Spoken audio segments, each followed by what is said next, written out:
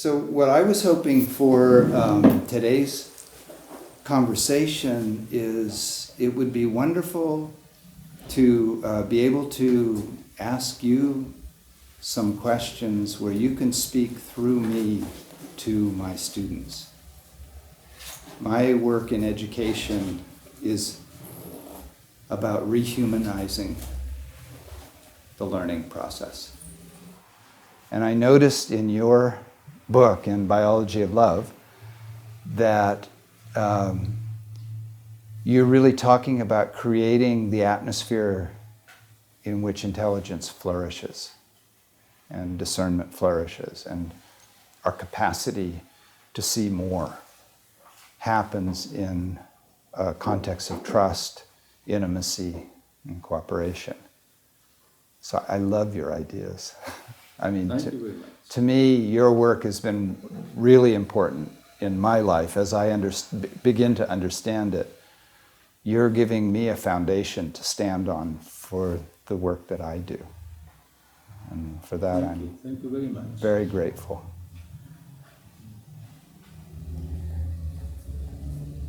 Whatever I may tell you now, is he filming already? Yeah. Please do. Yes. Okay. Is expression of what we are doing here in the Institute. And what we are doing here has to do with what we have been doing with Jimena Dávila, is mentioned in this book when I speak about my present, in what we call cultural biology, as a unity of humanness. Not culture and biology, but cultural biology. And this is something that Jimena and I have developed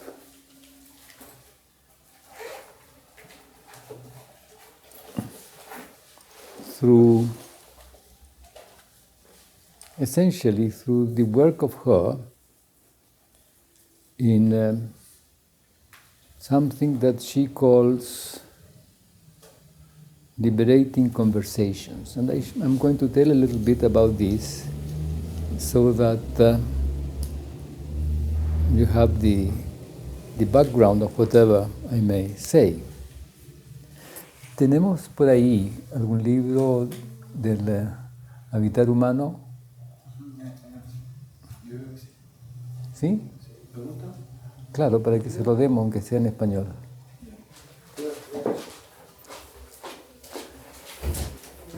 She came to me, I think it was 1999 or something like that, and said, "Doctor, I have made a discovery." And I said, "What is it?" And she said, "I have found out that the pain and suffering for which one asks for relational help is always of cultural origin, and particularly of this culture of us. And the person that consults me, she's a family consultant in profession, shows me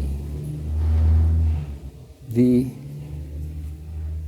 relational matrix in his or her life where she lived a negation of love.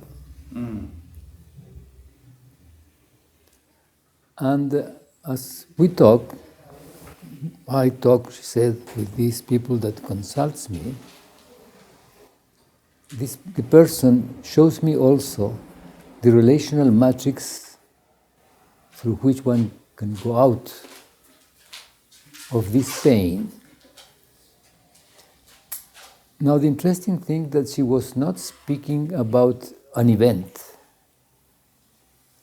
but about the history of conservation of the pain that arose in some moments in that particular event in the past, but in which it is not the event what is significant, but the fact that the event somehow is treated as valid by the culture, and the person conserves the pain as an aspect of his or her living all the life. Yes.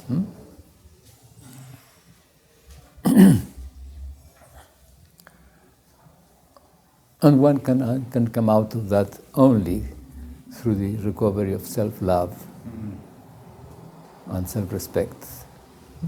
Okay, this is the grounding.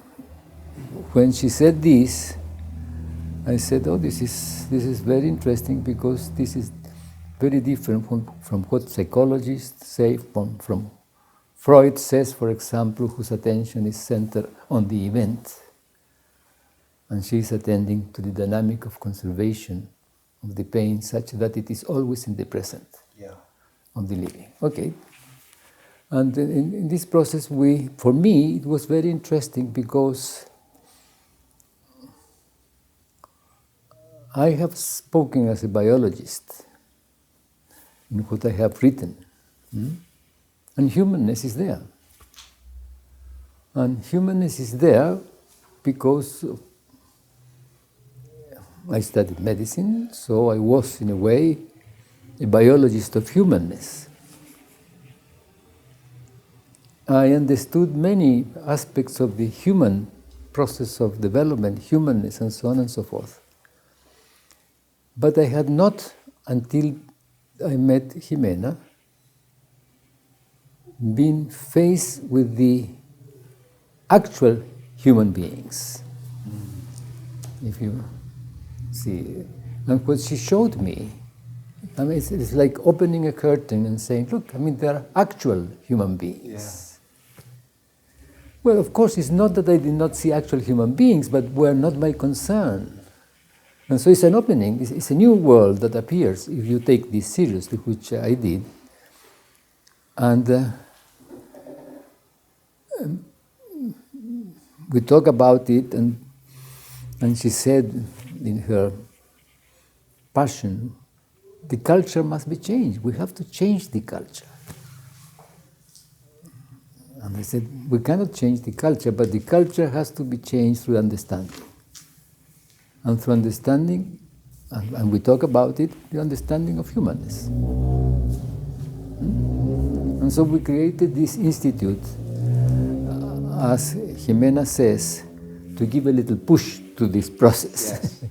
And we have been concerned with this theme of understanding the biological, cultural nature of humanness. Not biological only, not and cultural, but in its very origin, as it is implied there in this little book, although it's not fully developed, in its very origin, as a unity, as a manner of living that is conserved since the origin until, I mean, not until, but still now, and we hope that it will go being conserved. Well, you named, in a sense, the wound that I think I see in the children in my culture. You said, we no longer know what happens with our children as they grow socially disconnected in a meaningless coexistence, or as they become unhappy beings with no sense of participation in the world in which they are supposed to be. Nor do we see that we depersonalize them to a future that is supposed to fulfill our desires, not theirs. And this is part of the dehumanization of the schooling process, I think. Yes, and what has happened in this interaction with Jimena is that, at least for me, the children have a presence as children, as actual, real children there, not as concept biological beings. And what she has developed is a way of interacting such that self-love and self-respect are recovered through the person, not through the other, not through the person that is consulted, but through the person that is consulting him or herself. And so my reflections on education have to do with what you have seen, and furthermore with this understanding of this biological cultural unity. But there is something more, which of course we know, and sometimes we know things that we do not take in consideration seriously, which is it's a biological situation. We know, of course, that the living being is a totality and exists in a medium, in a niche. But we not always see that what is there is not a living being and a niche, but the unity. Living being and niche. It's a relational unity. It's a human being, and not as, and its circumstance in the Ortega y Gasset sense, as the circumstance, is the good earth, so to say. The niche is that part of the medium in which life is realized. In our case, our human life is realized. And they change together. It's a unity. In reproduction, what you reproduce is this unity. Organism, niche. Human being, a niche, which is maybe family, a society, or whatever it is that is the domain in which he or she realizes his or her living. And this is a very interesting thing, because one realizes, and this is one important concern in us in what refers to education, that organism and niche change together congruently, spontaneously. They go together congruently in the conservation of living and the relation or realization of living. And this is why what leads us to think that education is a transformation in living together.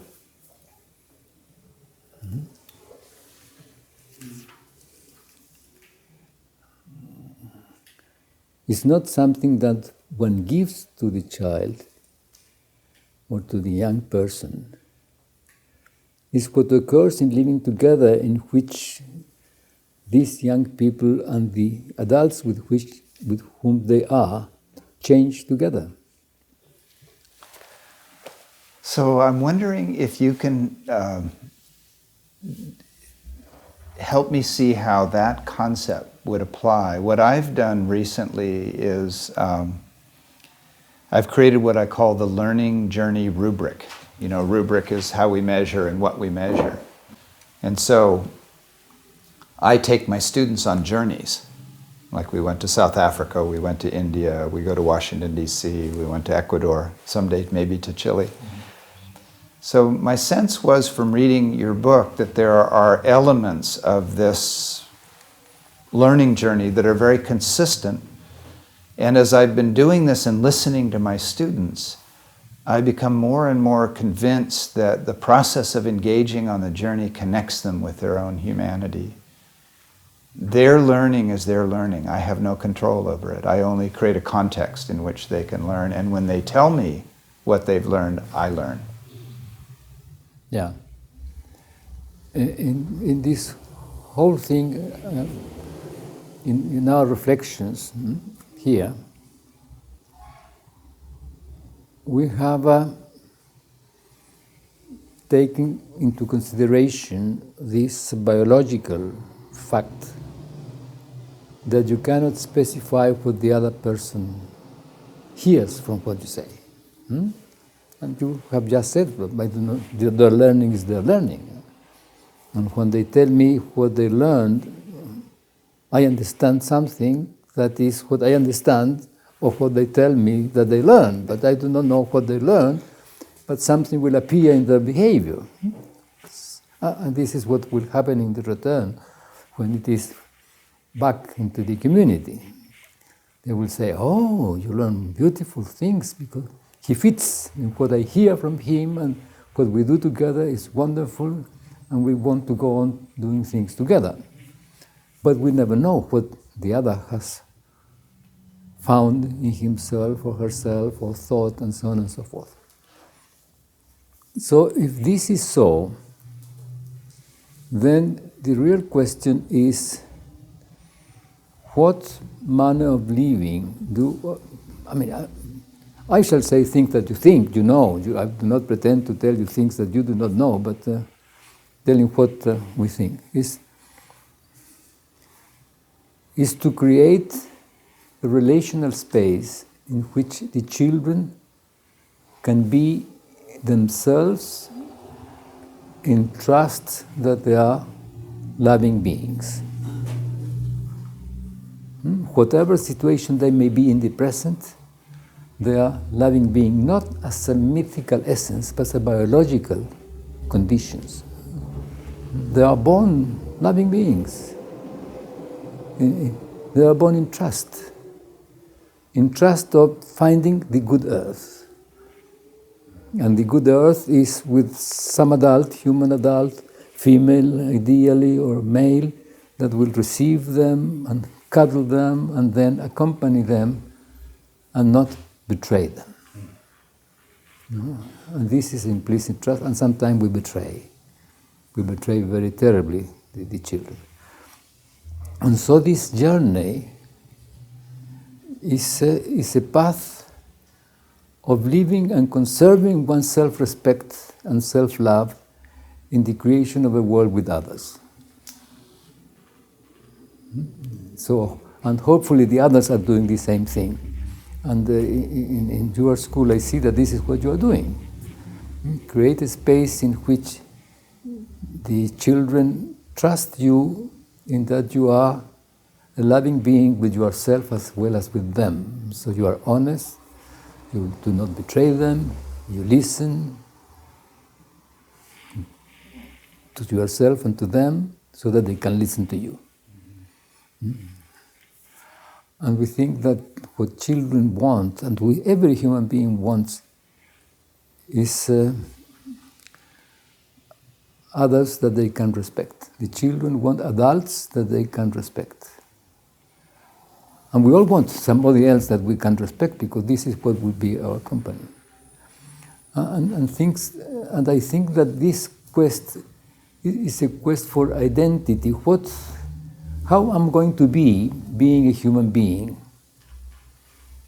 And being a human being is being a loving being, doing whatever he or she wishes from him or herself in self-respect, self-love, and respect and love for the others, in the kind of life that happens to be present for me in the circumstances in which I am living.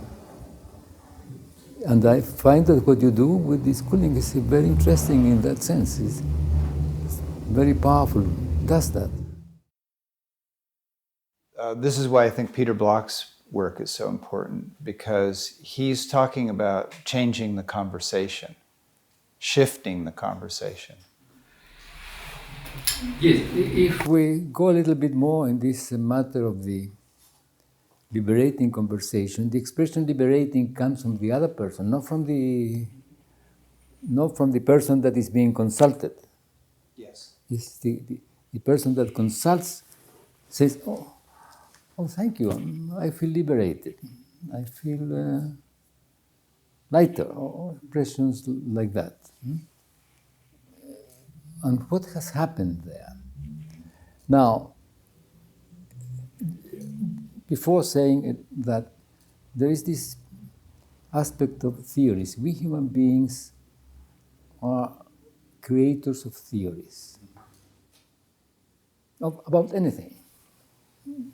Name whatever, and you can create a theory to validate it or to negate it. I mean, and these are systems of explanation. But we do not need theories to live. They are indeed superfluous for living, for good living, for loving, for doing things together. But if we have them, the temptation to follow the theories is very great. And it is the theory, this is what he was speaking about, putting whatever you are living in another domain of explanation. You don't have to explain. And great problems of our history in humanity is theories. Not that we should not do theories, we do theories. The problem is that we attach to them and we begin to see the world through the theory, and we do not see, and instead of using it to explain something, we use the theory to tell us what we live. And sometimes one asks somebody, please tell me your experience, and what you receive back is a theory. An explanation, a theoretical explanation of whatever you have felt. And so in these conversations,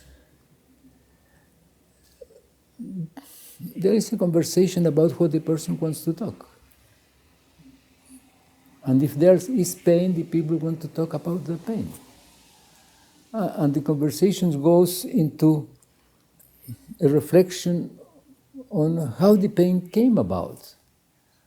And when one learned to live with the pain, not in terms of what happened, although somebody may tell or not tell what happened, but how come that you have learned to live your living with that pain? Because this conversation of pain along life is like having a stationary manner of relating, and the pain is everywhere.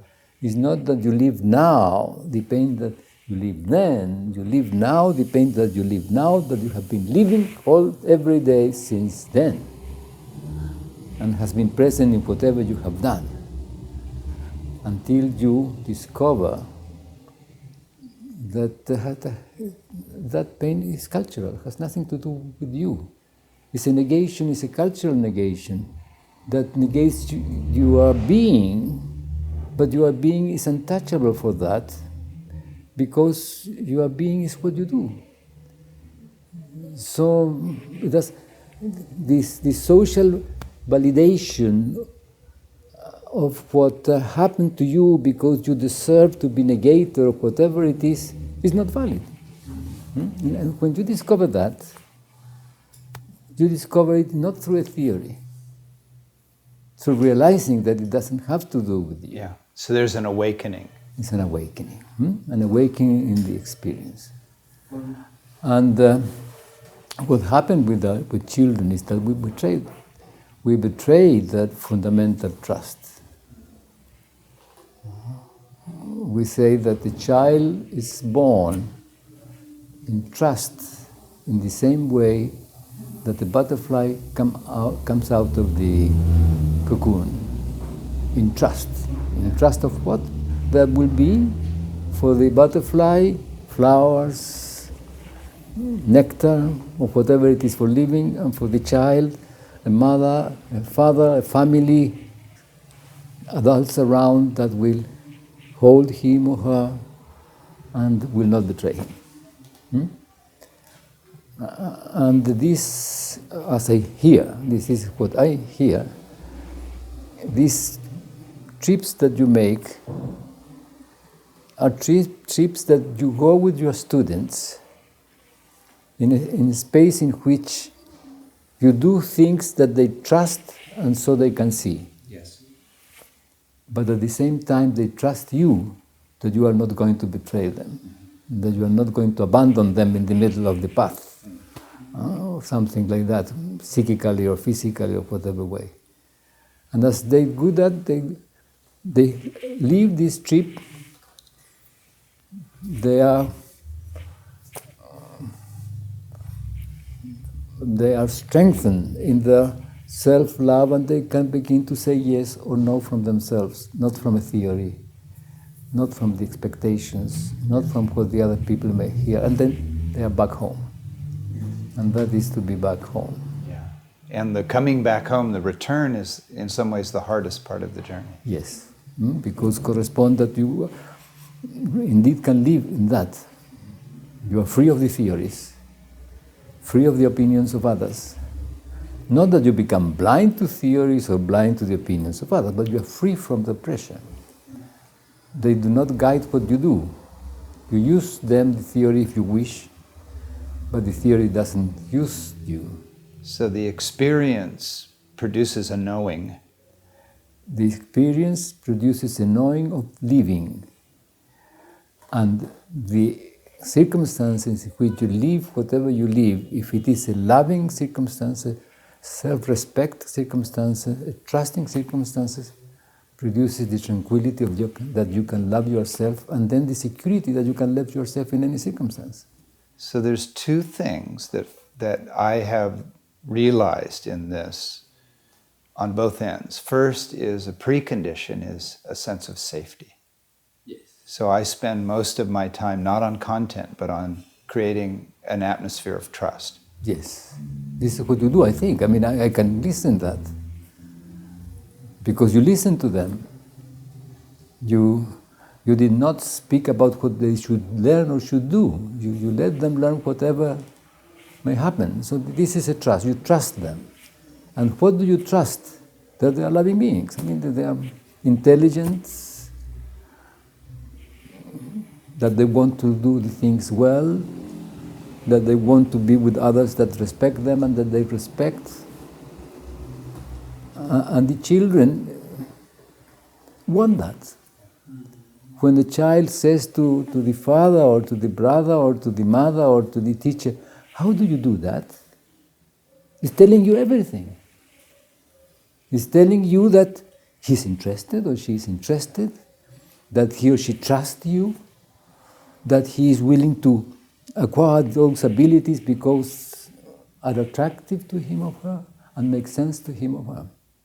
So the other piece on the other end of it is the recognition of the power of people coming together in positive regard.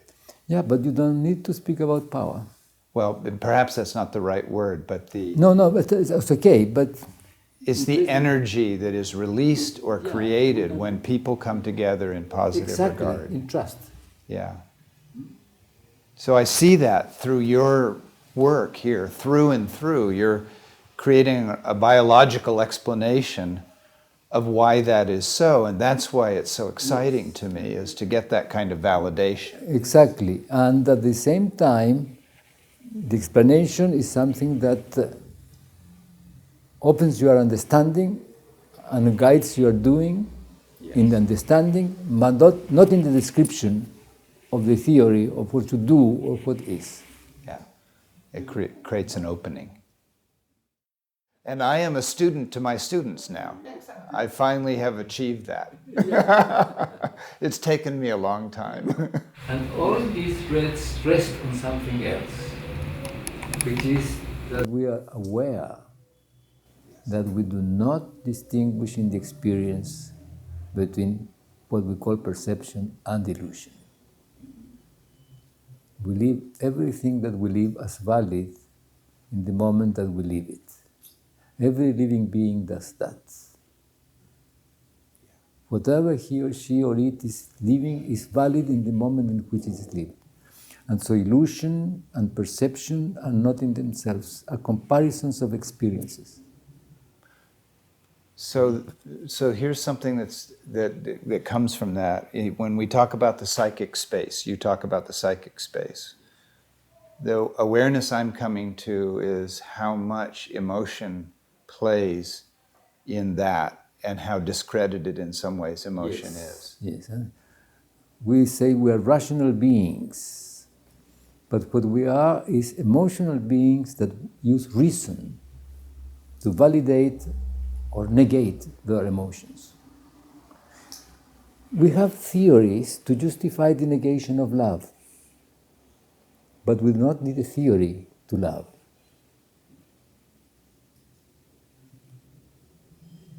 Isn't that interesting? We have theories to kill, we have theories to do all the things terrible that we do, but we don't need a theory to love, because it's spontaneous in us.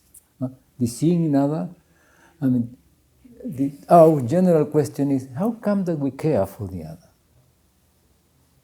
And there is no philosophy or not a political theory or not religious theory that can make us care for the other.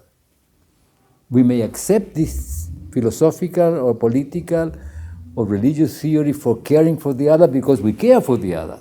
It is not our caring for the other arises from the theories. We do not need theories for caring for the other. It happens in us. But we use theories to deny love. Huh? And this centers us in what you have said, in the experience, in what we live. Reality is not there. Science has nothing to do with reality. Science has to do with how we do things together and explain things together, using our experience to explain our experience. Using what we do to explain what we do in the domain in which we live as human beings. So that ties right into this book here on Raimundo Panikkar. His father was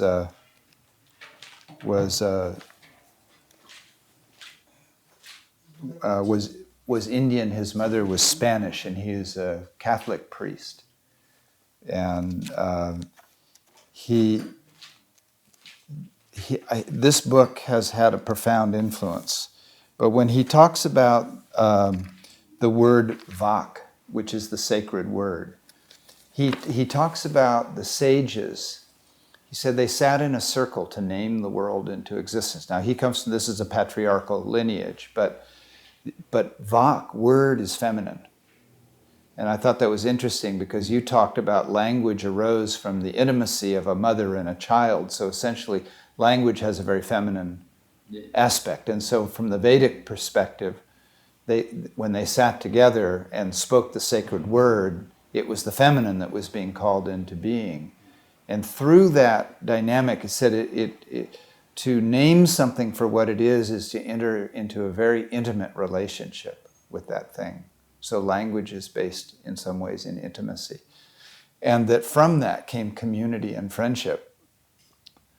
I'm thinking that from your theory, in some ways, it was community and friendship that actually, through which language evolved. Exactly.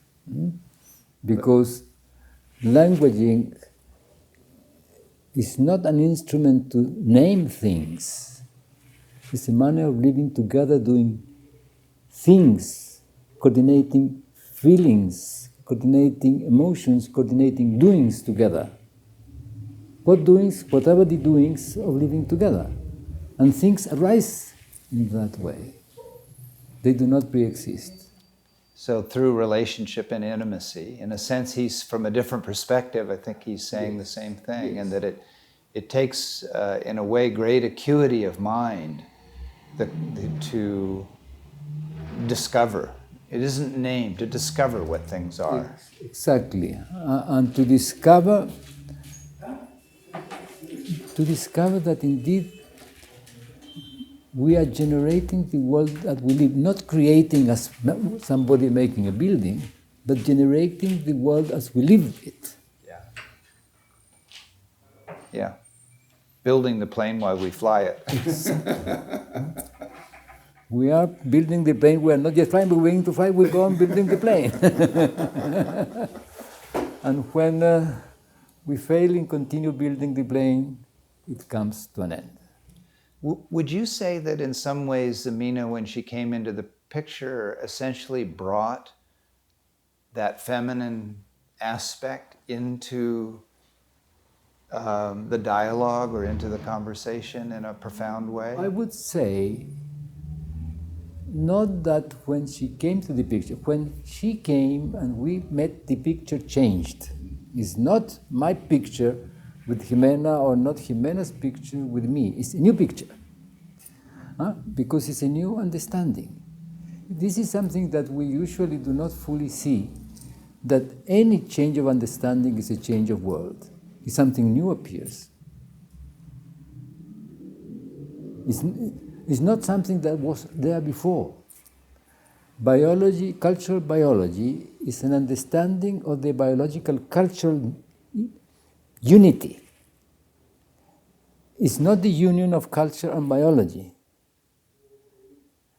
But that unity, the understanding of that unity was not there while we were thinking culture and when we were thinking biology. So something more happens. Something more happened. It's a new understanding. So, It has roots here and there, but it's new. so what about that moment of understanding? When there's that realization where things connect in a way that they weren't connected before and the world changes. Have you thought about that? It's a moment in which you have to release what you know. You have to release what you know to see something new. For example, we were invited to Istanbul a few months ago. And we went together because we were invited to do a presentation together. There was a Congress of Family and Couple Therapy in Turkish. There were no foreigners, but us, because they had invited the Institute and we went there.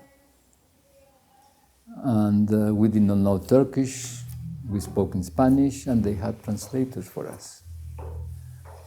But in this process, we made what we call reflective circles, and which is a meeting which we invite the people to ask their question, and picking up whatever question they have, we add here and there whatever we consider is adequate to have present in what one would call knowledge of the biology or whatever it is.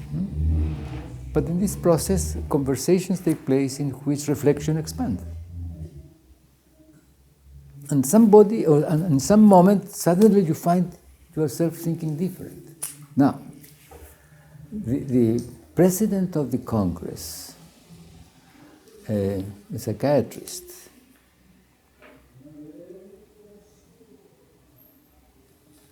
was a person that was very ceremonious, at the beginning at least, addressing us with great ceremony and respect, but the ceremoniousness was the most remarkable thing. And at the end of was 2 days, he was not so ceremonious anymore. He was himself,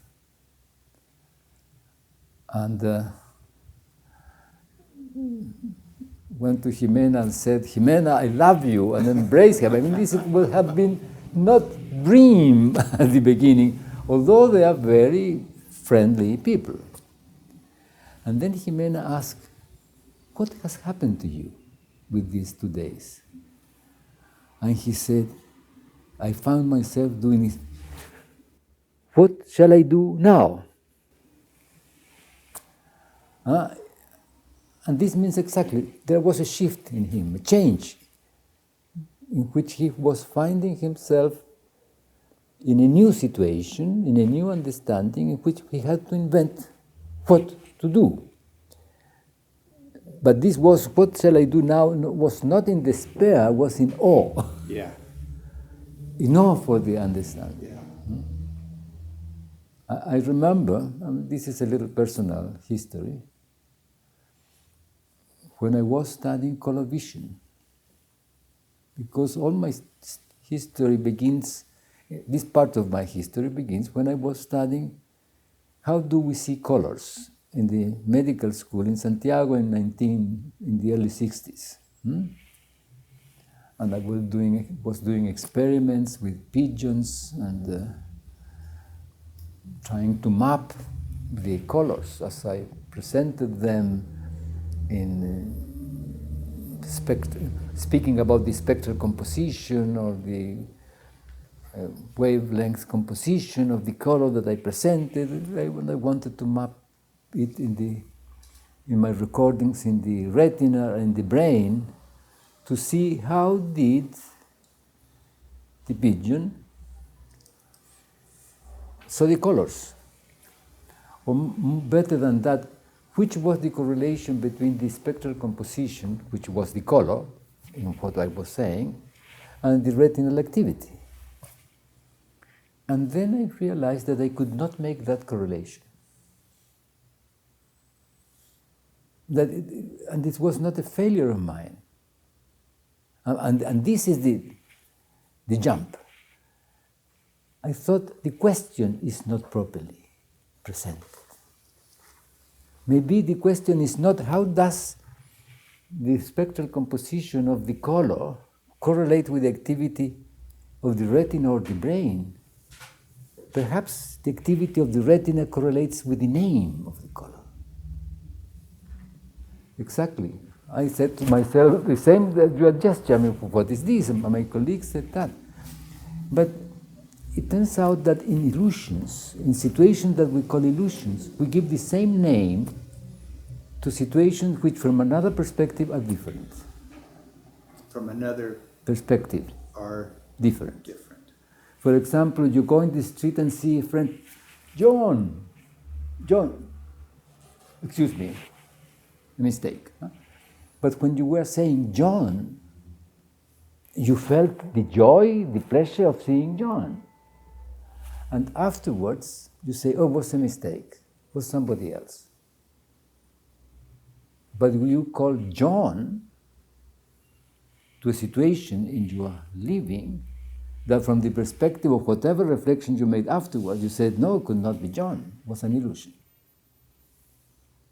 And so I ask, perhaps the activity of the retina correlates with the name, because the name is a reflection of the state of activity of the brain of the observer.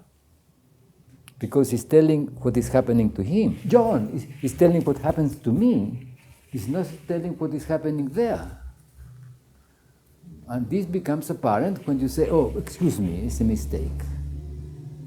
For whatever circumstance you say. So this is what means that we do not distinguish in the experience itself between what we call perception and what we call illusion. That was an illusion because through another experience I say, no, cannot be John. But when I was saying hello to John, my experience was, John, how wonderful he's here, or whatever it is. And then, oh no, it was a mistake. So in some ways you're saying that the pigeon or the retina is not necessarily responding as much to the color as what's already... Exactly. Although the color, or whatever is there, is necessary for this whole situation to take place. Somebody must be there, so you say John. But when you are saying John, you are not connecting with somebody there, but with something in you. Right. You are happy because John is there, but John, oh no, it cannot be. No, it's not John. So the pattern has to be in the mind to start. Exactly. So I said, indeed, I went to work with the retina and show that indeed the activity of the retina correlates with the name.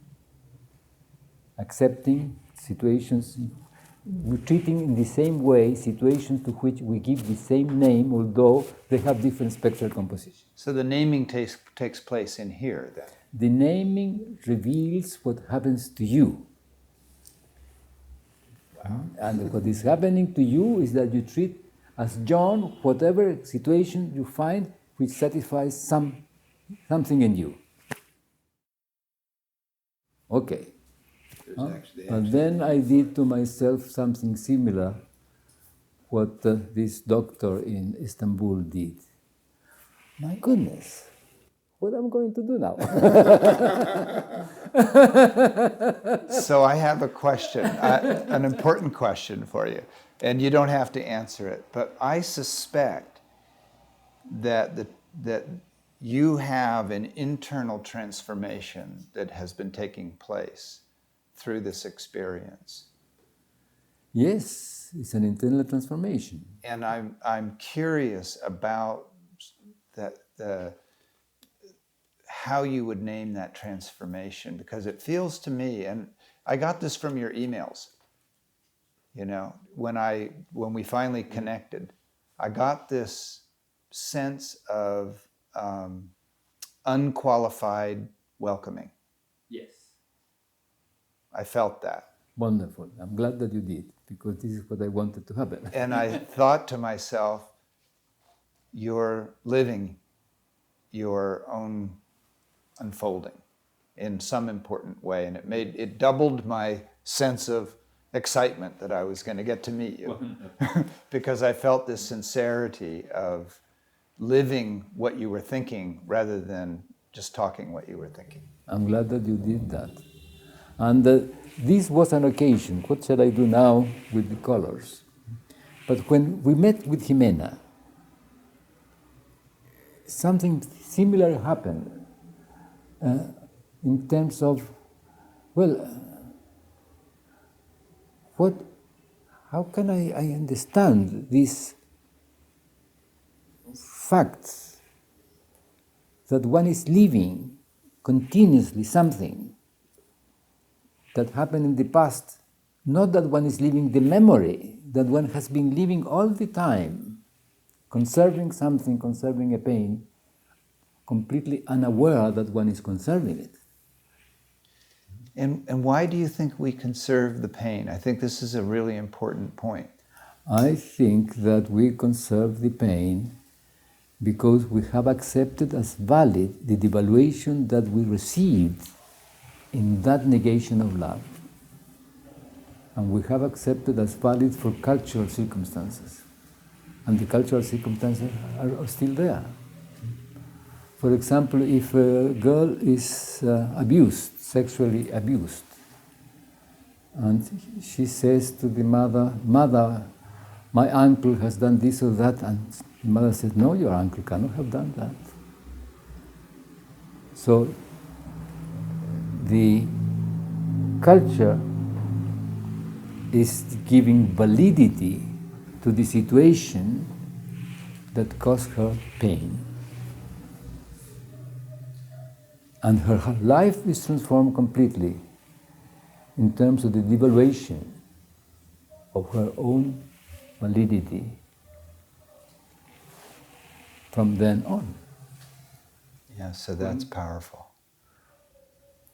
When one says to a child, "Oh, you are not good, you are good for nothing," and the child goes on being good for nothing. And if you listen to this person, began to be good for nothing at 5, is good for nothing at 10, is good for nothing at 15, is good for nothing at 40, every day.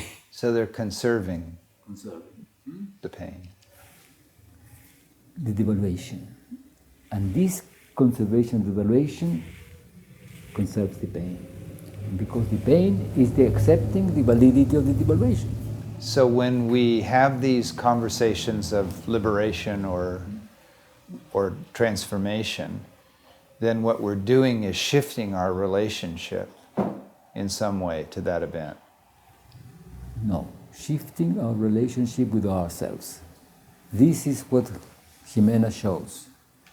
It's not related to the past. No. It's related to the present. Shifting the relationship of how we have conserved.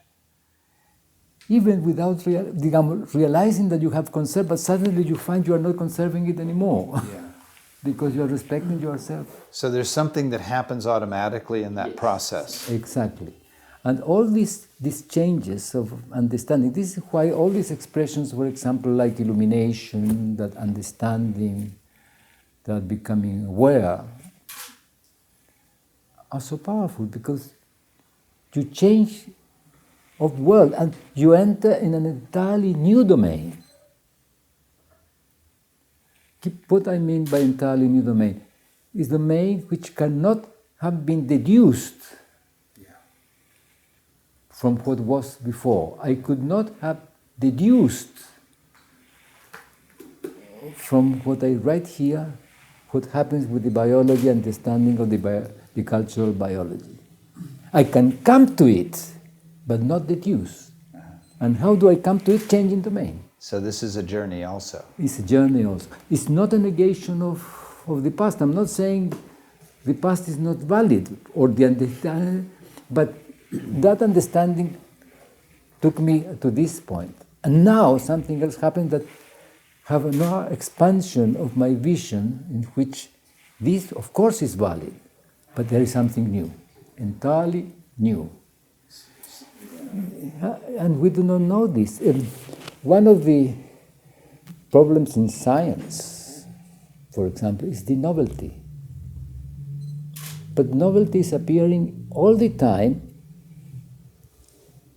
Whenever there is a recursion, whenever there is a reflection, a novelty appears, because what you see in the reflection is new.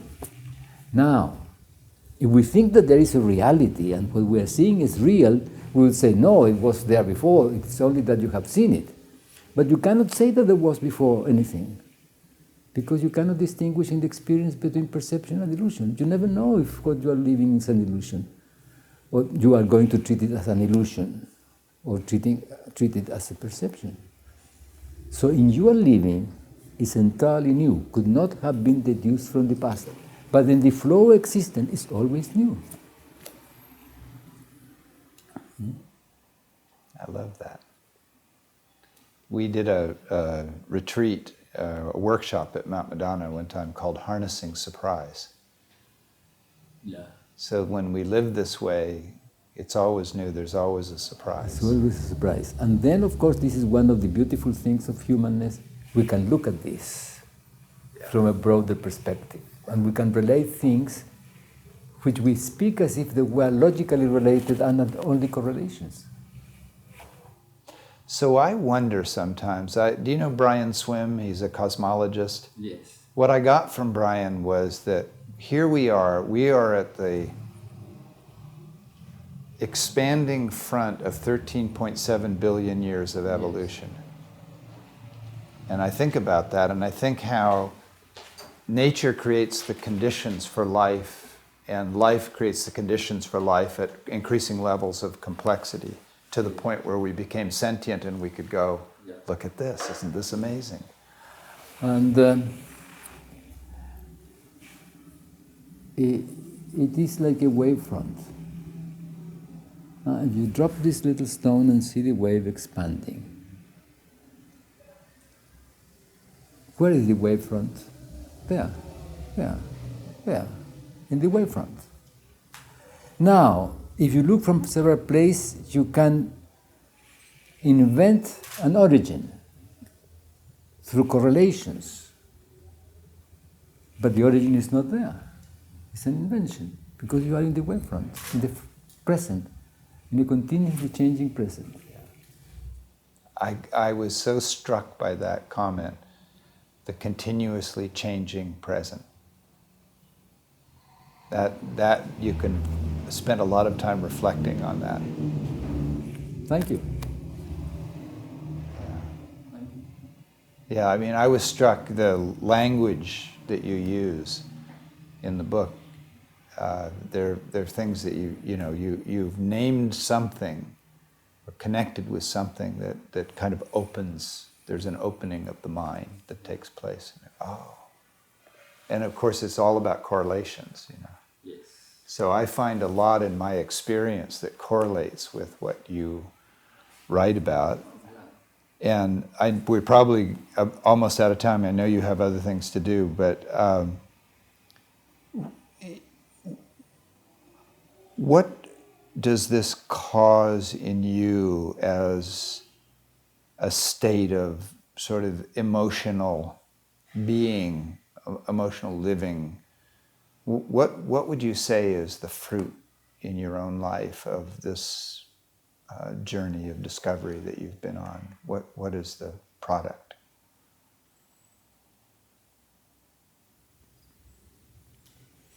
The way I'm living now.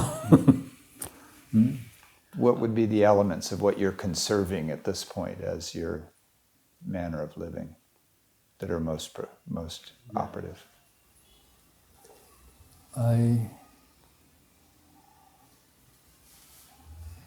Let's say I'm conserving three things. I'm conserving my family, my relation with my wife, my children. I'm conserving my work, my relationship with Jimena, and what we do here together. and I'm conserving my self-respect and self-love. Now, what do I mean by this self-respect and self-love? About a year ago, in the euphoria of novelty and entrepreneurship and so on and so forth, a friend came to me and said, I come from a club of innovators. Oh, I said. And he said, what, you are not impressed with the innovation? I said, I would like a club of conservators. What do you mean? Oh, I would like to conserve honesty, I would like to conserve seriousness in my work, I would like to conserve self-respect and respect for the other, I would like to conserve collaboration. And novelty will appear there in a meaningful manner, not as a result of the push for novelty, because novelty is appearing anyhow, all the time. Now, what we want to conserve? In this book that I wish to give to you, or we wish to give to you, that we wrote with Jimena, is in Spanish. This is the new book, right? Yeah, it's called Human Habitat in 6 Essays of Cultural Biology. It is not translated to English, but it is in Spanish and in Portuguese.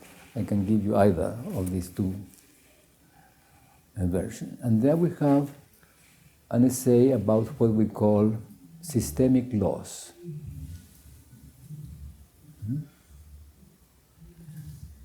And this book, this is an interesting book, it's 6 essays. Some we wrote together with Jimena, and there is one that she wrote alone and one that I wrote alone, but the others we wrote together. And the book is a co-authorship, actual co-authorship, not a juxtaposition. And the systemic laws are abstractions of the coherences of systemic processes. They are not definitions, they are abstractions of the operational relational coherences of systemic processes. And one law says, whenever in a collection of elements some relations begin to be conserved, a space is open for everything else to change around the relations that are conserved. And this happens just like that. Whenever you begin to conserve something, everything else is open to change. And this is why what is important in change is what is conserved. Say that again. What is important or significant in change is what is being conserved.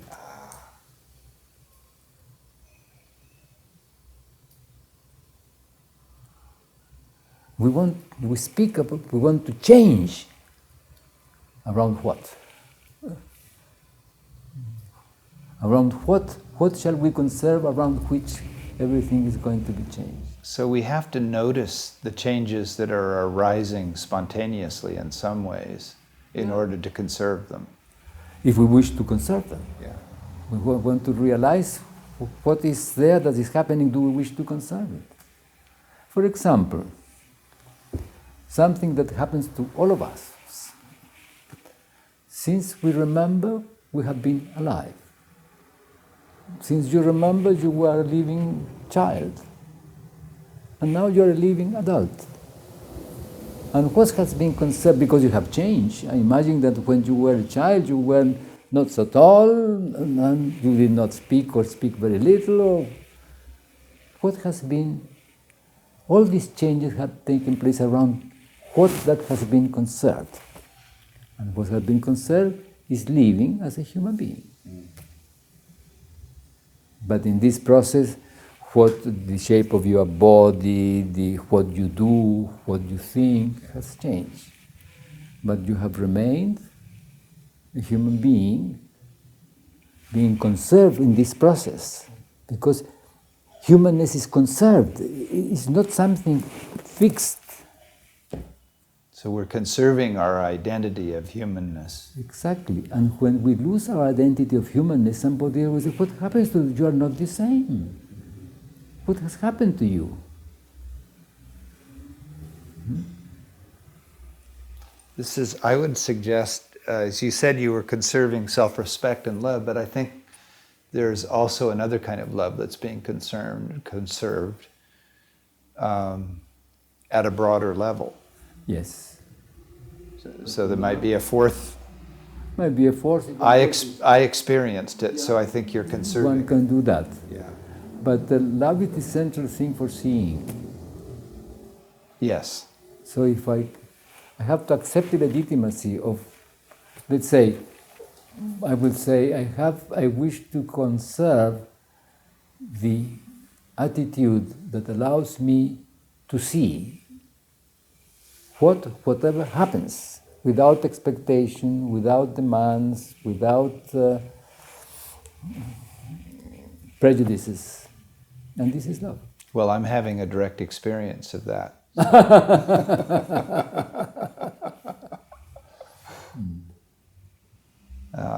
This is wonderful. It's just, it's a great gift. And the fact that you're living it makes it profound. Thank you very much. Thank you very much.